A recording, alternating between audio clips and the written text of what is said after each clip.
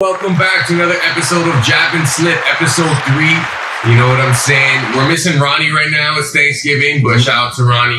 Happy Thanksgiving. We're missing one of the 4 horsemen. Y'all do Thanksgiving dinners? Yeah, I'm gonna do it with my friends. Third one tonight, bro. 3 in a row. Oh, Calorie surplus. Holy. This man's on the field right You prepare your day for that, like in expectation, and talking to the mic. Yeah, the past 2 days, yeah. Okay. Because I've been kind of ballparking the calories now because I came off, we were talking about the dirty bulk. Yeah. So I kind of did a little dirty bulk sympathy way with the wife. Okay. Got a lot of trips and shit while she was pregnant. Yeah. So now we're both on a journey to get back to being ripped. It's good you guys are on it together, bro. Yeah. Makes it a bit easier. We know we could go back to being like, so we kind of take advantage of it. Yeah. What's your ideal like body fat percentage, like goal wise, in terms of just overall? Listen, when I was closer to 10, I found myself looking at myself different all the time. You're looking at the fat on your body. Right. When I'm comfortable, 14, 15, I'm still lean. You still got definition, but I was focused on the training more than my body fat. Once you get that low, it's all mental. It's all mental. Yeah. You're just looking at every piece of fat on your body. Like, just work out. Yeah. You want to find a good balance, because then when you get a little bit, obviously, higher body fat, you look back at yourself and be like, yo, I was good. That's literally how I feel. Yes. That's why you shouldn't take too many old pictures and look back. Like, Yeah. man, I remember it's like, buddy, that was a few months ago. Chill. Just get back on the field. Yeah. You know what I mean? Yeah. Well, just do what you were doing. Just chill. It's gonna come back. You know, the body's got a We don't dwell on it. But I can see where people come from when they're feeling like, not unmotivated, but like, they feel like they lost themselves. yeah, or you're not in shape. You look at food different. You look at you walk up a flight of stairs. You got no breath. You're like, it's not that I got to that extent, but like some bodies and people I know, Yes. I can see both spectrums, and it's way better when you're fucking when you're on on top of it. you're exactly. Yeah. That's why the fall off is always it's always like it's bittersweet. You fall off, you gotta find the motivation to kind of get back up the mountain.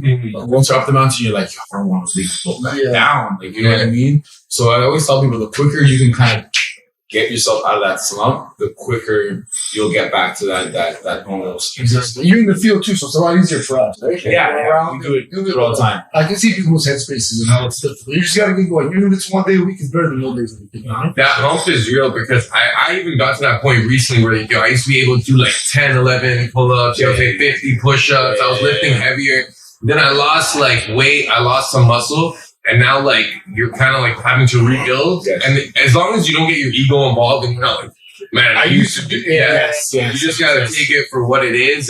But it is like even just the stamina to finish a workout, I had to like develop that. It's not like when I went to the gym back day one, I was able, like, you try though, you know, you put the same weights, you try to do the same reps. You're like, I can do this. I did this 4 months ago. I can do this again. I'm so happy. I can do this again. Well, that's the thing, right? And it goes down to like, you know, always remember like where you're starting is going to be where you end up. And along the way, it's going to go like this, right? But you never want to go here. Yeah. You know what I mean? Don't come back up. Don't come back up. You know, this is cool. This is cool. I prefer this. Yeah. Then, you know what I mean? To dip low.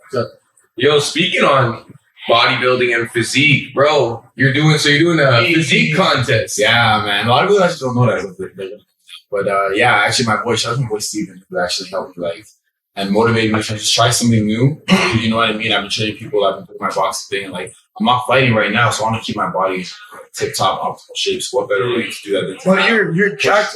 Right now, shredded, bro. Right now, Like, right I now. followed you, obviously, I seen the first couple posts you had, which were on boxing, you had pinned in it. I took a scroll and saw your story, but you're fucking jacked. Yeah, well now I hope so. I hope I'm doing it right. You know what I mean? But what are your calories? I'm like 3,000 to 3,500 a day. I've been eating eggs like chickens, bro. That's nonstop. Like just nonstop. I just have chickens at my house. Just fucking. Every time I have to buy a new carton of eggs, I have boiled eggs in my car right now. My car doesn't smell like eggs, bro. It's terrible. But it's a challenge because now that I'm in a phase of training where it's like I can get back to sparring, do my cardio, and sleep that. So the extra weight is nice. Like I could feel. I was telling you off camera, like I could feel like when I punch, like I'm really like more behind connecting and like. The muscle connection you build when you're building for muscle building and hypertrophy, it's transition to my boxing. I'm feeling my muscle like turn over. I'm feeling everything. Everything just feels crisper.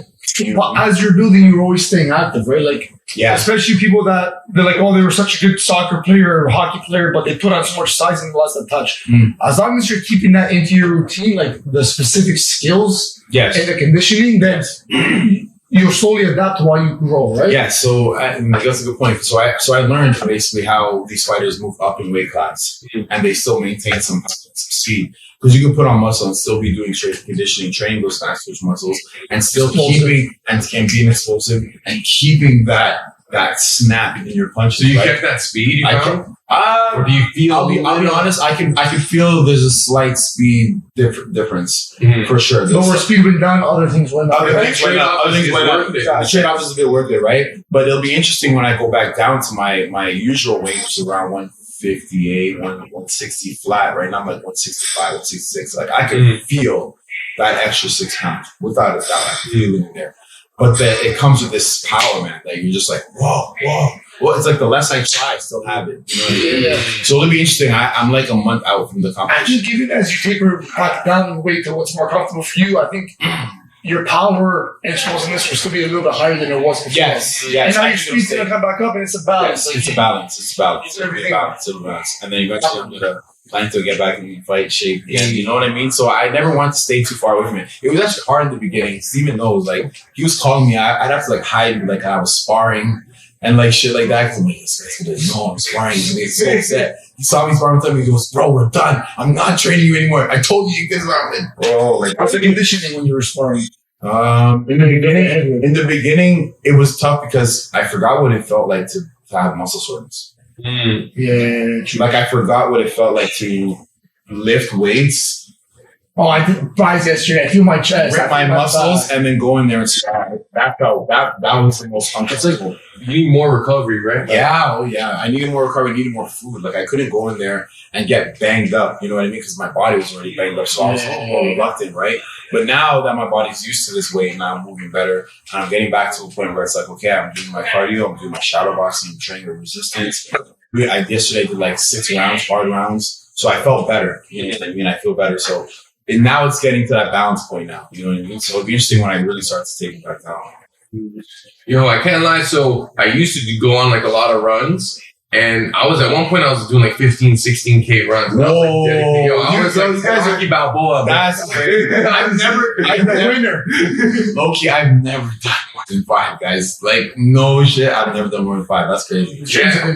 Sorry, I was listening to the trainers at the gym. They're doing 21K on the 16th. Oh, there's a run, right? A half marathon. Yeah, that's fucking crazy. One of my boys that I train with, shout out my boys.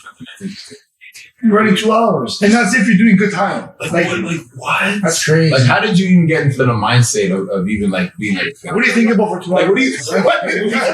You almost like lose yourself in like just the footsteps, and like at one point it just started like 2 kilometers, 3 kilometers, 5 kilometers, and then it became like a drug in a sense, and you kind of get run aside, and then but you lose that endurance really quickly if you don't keep running, right? And I also figured out that like running for your metabolism is not good. Like it crashes your metabolism. So I was talking about running. Yeah. So getting back into it it took like, I couldn't even do 2 or 3 kilometers. Then now I'm working my way back up to 5 and 6. Because apparently, and this is kind of related to, Dana White did this like test and it predicts how long you live. And it's relatively accurate. So it tells you like how many years you have left based on like your genes and your lifestyle and like things they find that has affected your DNA, like what we eat, fasting, all this stuff. Crazy. So the man had 10 years. That's what the guy, like, they gave him 10 years.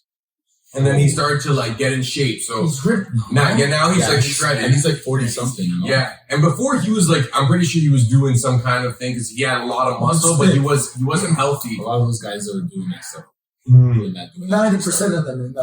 And what I found out was that a big predictor in life expectancy is your VO2 max. So I know that having muscle also is good for longevity, but like your cardio is apparently more important in terms of predicting like how long you're gonna live. So that's why I'm like, I want to be able to do a marathon, even with boxing. I want to be able to like sustain that, even last. Like, and that makes sense. I mean, your cardiovascular system it works even when you're not working. Right? Yeah, like literally when you're sleeping, it's working.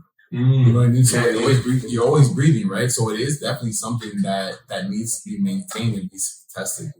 But you also can't Well, not that you can be, but like muscle's also great for longevity. Right? It is, yes. You want to have that muscle. It's got to be a bit of testosterone. Yeah, and not when you ever get sick and then you're out for a few months in the future, like you got no muscle on, you're gonna deplete, right? Yeah, that's and true. For overall health, it's good to have muscle. Well, obviously, you have to have a strong heart. Your body is taking in that oxygen, using it properly, so it's a fine line. Yeah, because the body starts eating up the muscle, right?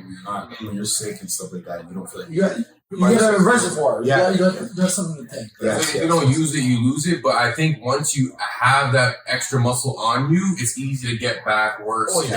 And easy to maintain. Yeah, like we said, just don't do one of these. Don't completely tank. You know what I mean? It's good to phase your programming, like you said. You want to build muscle, you have to tone back on the running. You can't run 5 times a fucking week and try to build muscle. Mm-hmm. But if you're building muscle, it's still okay once every two weeks. Yeah. Go for a run. Test yourself. Yeah. You're not going to lose it. Right? Yeah. It's a fine line balance. You got to kind of know, like, what is your goal? You know what I mean? Do I want to build muscle for the next couple months? Okay, well, I got to scale back to running. Do I want to work on my cardio? Okay, then I do more running than building muscle, and I just maintain the muscle. Biggest thing you said right now is, what's your goal? Some people are, not that you can't wing it, because obviously you have so many other things going on in your life, but like, know what you're putting your effort into for this period. Like you said, like right now, I got a show, I got to get jacked. Yeah. I want to run. It's so weird. It's pretty much what you're telling yourself. I know, I got to get jacked.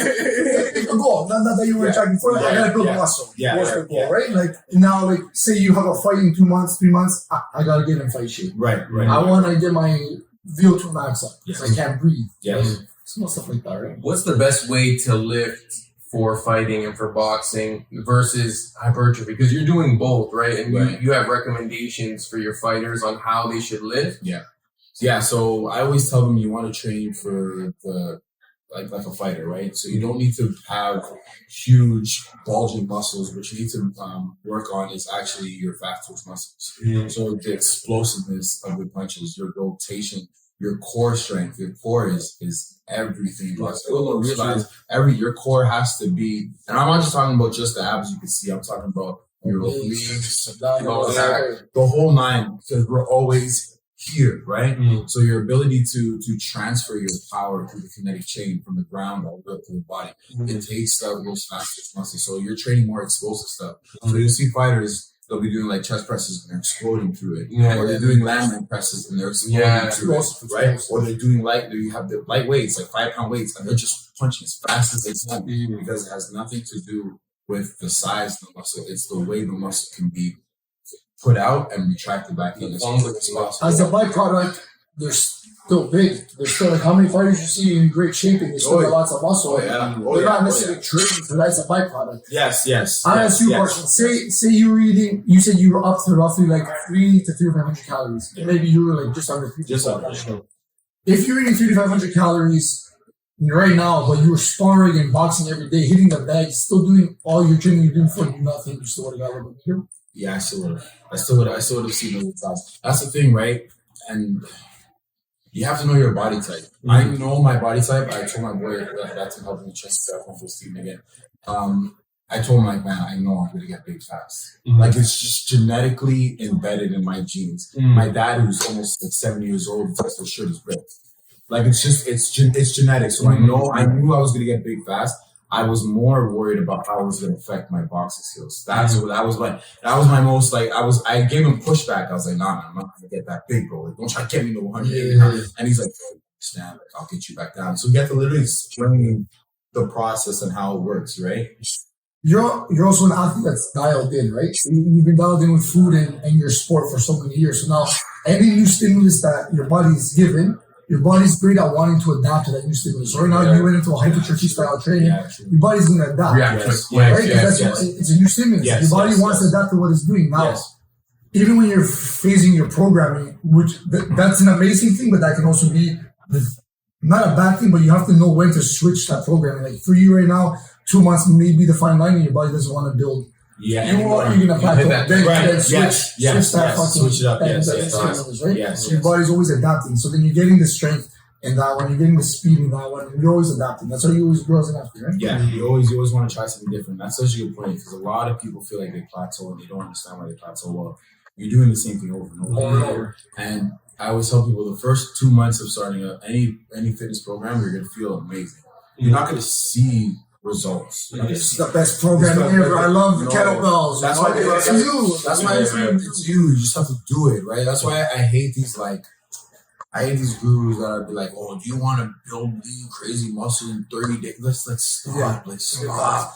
But stop. They're getting paid. It takes. You're not buying it. I'm not buying it. No, because somebody on their couch that's down there. Yes. Garbage. Yes. Buddy. They did a whole thing on this guy. Yes. Fuck. There was this guy, man. I forget his name. He sponsored me all the time. Hey, you want to lose body fat eating according to your blood type? Then follow me. Some goofy. Yeah. So I watched a whole documentary about him, about how he was funded by 3 business guys that came from the tech field. So they promoted this guy. He did that little quick clickbait. Yes. He didn't write any of the programs. He was the face. He was just the face. Buddy, millions and millions. And all the programs he was selling were programs that are already out there by like Beachbody. Of course. And all they did was put this fucker's face. Everything had a repackaging in a template. That's crazy. So great. And they just branded it. It wasn't nothing new. But I had this guy with a 6-pack telling you want to lose weight. Because people are, especially when you're weak. Not when you're not feeling good and you're weak and you're at a low, you're so easy to easily grab. So easy to grab. They know what you know what's scary is that these companies they know humans are like on such a psychological level that they understand words to use, tones, colors, of how to sell sand on a beach, like literally, you know what I mean? Because I see it all the time too, right? For example, years ago, I used to have my own phone, so I have like Instagram and stuff like that. And eventually, as you search up different clothing brands, search up this and that, they start to see your algorithm, right? So all of a sudden, you start getting things like, do you have a clothing brand and it's not coming off the ground? If you want to be able to follow in the next 30 days, well, make sure you follow it. And I'm just like, what the fuck? That's how they're doing it. I'm like, what? And even now, on my Boston Fitness page, I'm getting like, it's crazy. You want to get 12 to 13 high-paying clients and make sure that you're going up the next season. It's like, bro, like it's called surveillance capitalism. They literally survey your behavior. Yeah. You're a consumer, so they're just marketing their consumer, but they have all the analytics, all the data, all the money behind it. They have way more than we can even find. Your email, your Facebook, like literally every single thing that you do. Facebook now is starting to read your expression when you see certain posts, and they know how to target you. Like say you see a puppy and you smile, and they get to know your character now. They're trying, they're targeting you. It's fucked, bro. Moving to the mountains, bro. Okay, so hold on. Am I the only one this happened to? You ever thought about something and it comes up on your Instagram or Facebook? Yeah, all the time. Okay, see you next time. I thought I'm like, yo. Buddy, it happened to me, and I was thinking, did I say it to somebody? Yeah, I'm like, did I say it out loud to myself? Yeah. What? You the fuck up? What is happening? I feel like you know what it is? It's like they take the patterns of your searches and they're like, yo, most likely you're probably gonna search this in a bit. And they suggest it. Yeah. No, they do. It's messed up, but it's kind of like you can't live without the grid anymore unless like you have a farm. Oh yeah. You know what I'm saying? And even then that's like not that accessible for most people. Good and bad, right? You're on the grid now too. Yeah. Good and bad. You gotta get stuff for your farm. Like as much as we love the technology, social media that's for us in business and what we do, you know, Jordan Peterson said it best. He goes, you can't get the gold without the dragon. You know what I mean? It's like you can't get your good without your bad. You know, Cost to be a boss. Cost to be the boss. It costs to live in this world that we do it. You know what I mean? So it's like, but we still are in more control than we think.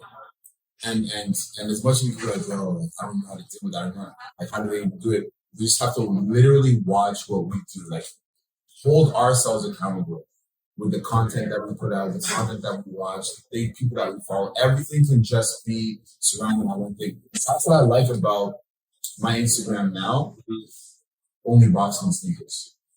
That's all that comes up, and like motivational stuff. That's it. On my other Instagram, there was no like, I used to have an old account. There was no like this is what I do, like everything. It was just I was getting bombarded with everything. Yeah. With absolutely everything. And like you didn't know what information was really, you didn't know what was taking it. Now this one I've honed it in. Even things I searched, if it's not boxing or sneaker related or fitness related, it doesn't get searched about. Which means it can't come. What kind of content gets suggested for your guys' Instagram? Like for me, it's like mostly like tattoos, like maybe some sports, one to Andrew Tate. Right, You know, we won't bring him up in these podcasts. He's on all those motivational pages, right? Yeah. All those business hype pages. I get boxing content. I get a lot of sneakers. I get a lot of fake sneaker Instagrams. Like replica, like from Those don't look real. Yo, chill, man. Walkers are legit, okay? But I get a lot of replica Instagram accounts talking about like, why would you pay $600 for the retail when you have like a $200 pair and it looks the exact same? It's just like but I'm planning for free sneakers. But other than that, that's all I get really. Like, you know what I mean? Once in a while, I'll get nobody's ever gonna know unless they come take your shoe off and look at the stitching, bro. And even then, you don't know. they gotta pre you like super hard. Super hard. And at that point, it's like, why are you creating that hard? Like, there's sneaker guys on YouTube that go to the sneaker cons and like that, and that their whole YouTube channel is just quick and fake sneakers. But I always tell people, and this kind of goes to boxing and fighting, right? When I'm teaching somebody how to throw fakes, I always talk people I talk a lot before I even teach anything. I want you to understand what you're doing. I'm like, so what makes a feint work? And they're looking at what? I'm like, what makes a fake work? Like, they don't get it. I'm like, a fake only works when you know that there's So if you want to throw a fake punch, you want to throw a fake jab, you want to feint your point, you got to hit him with something here first. Right? You want to fake your jab, you got to hit him with that jab a few times so they know, shit, he's got a good jab. Then you can start feinting and work behind it. Same with replica stuff. You only know a fake replica sneaker if you have the real one in hand. So that's the only way you're gonna know. You know what I mean? So I mean, it goes hand in hand. Other than that, that's all the content you really get. Yo, I wanted to bring this up because it's kind of like a hot topic in the NBA. But there was recent footage that leaked from a Warriors practice where Draymond Green literally snuffed Jordan Poole to the point where he knocked him out. And I feel like with most people that I know that can fight, the more they're good at fighting, the less violent they are as people because they know how much power they can they possess and how much damage they can cause. The dangerous man is a calm man. They know what they can. They know the power they have in their fists, right? That Draymond, first of all, there's nobody else in the NBA that will knock out their own teammate other than Draymond Green. Like, what's it over? What's the context here? I just seen them talking crap. I just saw the clip and they were just going back and forth. There's a lot of theories, like some people think it goes deep where like, well, Draymond is kind of like on the tail end of his career. Jordan Poole is this like new young guy that they're liking. When it comes to like contract extensions and stuff, like they're not sure if Draymond's gonna get maybe what he wants, whereas Jordan Poole he's definitely because they're investing in the future, right? So talk about So who's the OG of the team? You know what I mean? Some people brought that up where it's like, you know, in NBA teams, there's like a pecking order. There's always a hierarchy. Yeah, you know, and sometimes like someone wants to reassert their dominance. Yes. But I feel like to use violence, especially when you're that size and your punch can literally change someone's brain for like the next few days. Or a lifetime. You're also a professional athlete. Like signed to an organization with cameras on you 24/7. You can't take a step back and not fucking. Yes. Yeah. But that's why. But that's why they get ridiculed. But that's why they get ridiculed on the level that they get, right? Like there's humans at the end of the day with like emotions, and they're gonna get upset. You're supposed to your guarded home with fucking Rolls Royce. Like relax, relax yourself. But a lot of these young players in the NBA, like a lot of young people now, right? Some of them don't respect, you know, the OGs of the game. Who built the foundation for them, right? And maybe there's some kind of maybe. Hey, I'm just saying, maybe there's some kind of disrespect. We won't know. We're not on the team. We need to speculate. But when I see like someone who's an OG like Draymond knock out a younger fellow, well, the younger fellow is probably being disrespectful most of the time. To an extent, you know, like a big part of even like the ways of like samurais or fighters, it's like, yo, you shouldn't be so like, don't react. Right. Sometimes like the best fight is when you gotta knock it. Yeah, for sure. You'd be a dangerous fighter. You say anything to this man, your car shake. It's a fine line between like pride and like you're making sure that you're not being violated or disrespected, but also like sometimes the greatest battles are won like without fighting. You know what I'm saying? So it's like if you can control your mind and be like emotional, whatever, like I'm rich, fuck this kid. You know what I'm saying? LeBron James is the best. Okay, that man gets ridiculed on every level on a daily basis. Me and David, they heckle I've never seen a man react unless he gets fouled. Cheers says gets fouled. Other than that, he doesn't react. That's one thing I really like.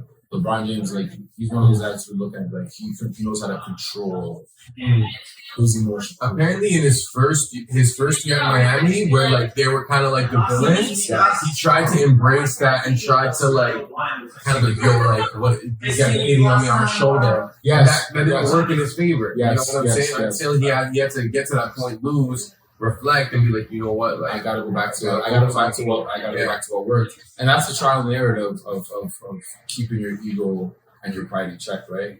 Sometimes it's gonna work out, sometimes not gonna work out. Sometimes you being humble, quiet, calm, cool, collective is your base, is your natural flow, and it works for you. People might look at you like, you're so quiet, you're so weak, you're so react. But that's what people do best. Michael Jordan was kind of the opposite, right? Michael Jordan was talking shit in his own mind. He needed to be angry. And it's funny because I kind of, when I saw that about him in the documentary, I was like, I thought I was one person. Sometimes when I'm in there with somebody, I'm talking shit in my own head about myself that they're saying about me. And it's not, they're not. But it's just they are. But they are. I might as well be. Like, it's not getting started. Yeah, I know you started. It's hard. You know what I mean? Yeah. How often do you see your fighters use emotion, and does it ever help them, or do you feel like it always kind of works against them, like in the context of a fight? I think it depends on the character.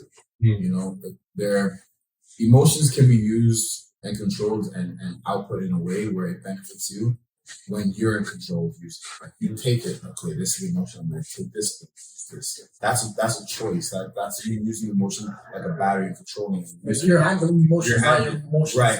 Once your emotions handle you, you can see it. You can see it. I remember one time when I first started boxing, I was like 20 or something like that. I went in and I sparred and I got so cheesed and I threw my headgear off. I'm like, screw you, fuck this. What do you lose about headgear, right? This is what it is. He was just beating me up and I didn't know how to deal with it, right? Yeah. And I like had issues and I was like, screw what I threw on my headgear. And my coach came back and goes, son, why would you?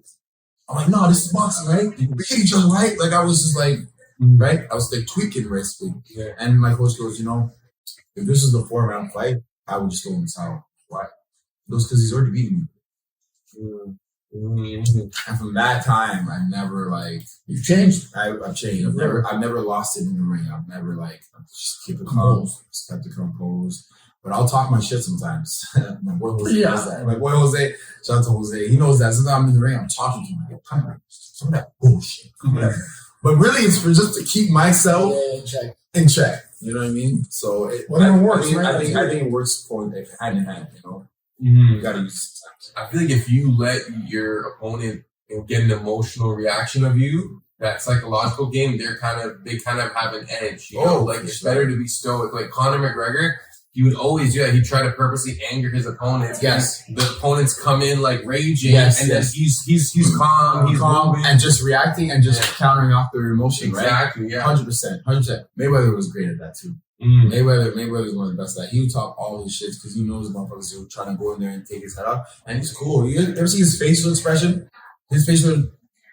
He's countering you, pulling. And these guys are just willing at it. It's great. But there's some fighters are the complete opposite. Like in a little up until recently, you wouldn't even see a fucking word or two, or at least we didn't understand him. Yeah, now all of a sudden he's trying. Now all of a sudden he's, I know what you want, baby. Why would I fight him? Why? Who you fight? Fuck out there. One fight. Shout out to Canelo though, because it's true. There was a time where he wouldn't even talk. He'd be at a press conference just. Straight face. Or he starts speaking Spanish. So, Canelo, how do you think about se ve bien, boy, se va, and everyone's just like, I remember one time I was like, dude, can you just learn English, like a little bit of it? And he's great golf. Someone.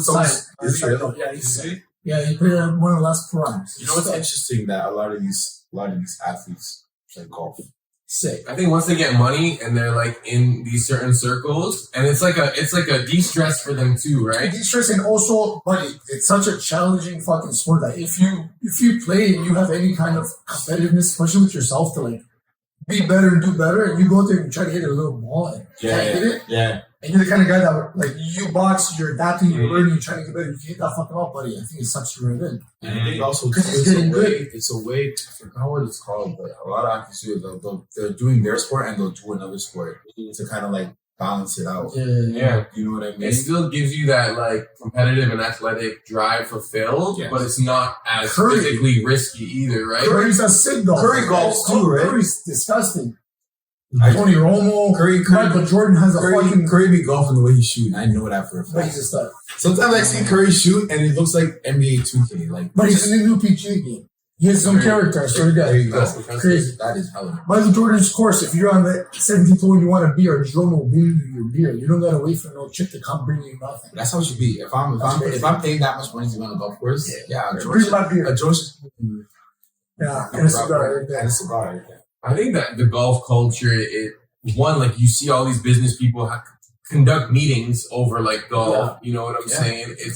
It's relatively like it's had a snobby persona for such a long time. Yeah. But now I think it's coming around as being more, I guess, cool, trendy. Yeah. And a lot of athletes are playing now, right? So it's kind of becoming more cool.